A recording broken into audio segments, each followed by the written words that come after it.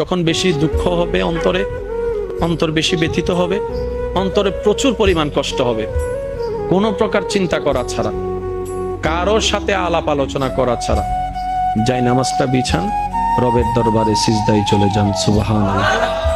চোখটা বন্ধ করেন, চোখের পানি ছাড়তে থাকেন, মন হালকা হতে থাকবে, সিজদায় রবকে বলতে থাকেন, যা বলার বলতে থাকেন, যেভাবে বলার বলতে থাকেন।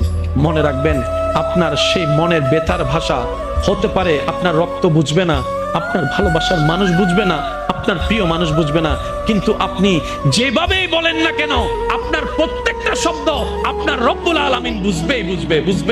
সুবহানাল্লাহ। আপনি যখন ওনাকে দুঃখের কথা বলবেন, উনি আপনার দুঃখটাকে হালকা করে দিবে। সেই দুঃখের খবর প্রকাশ করে আপনাকে কখনো বেইজ্জত করবে না।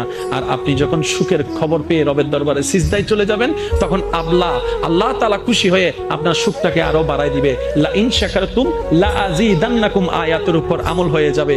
আপনি শুকরিয়া করতে থাকবেন, সুখটাকে বাড়তে থাকবেন, সুখের কথা বলতে থাকবেন, রব্বুল আলামিন দেখে দেখে আপনার সুখও বাড়ায় দিবে, শান্তিও বাড়ায় দিবে। বলেন না সুবহানাল্লাহ।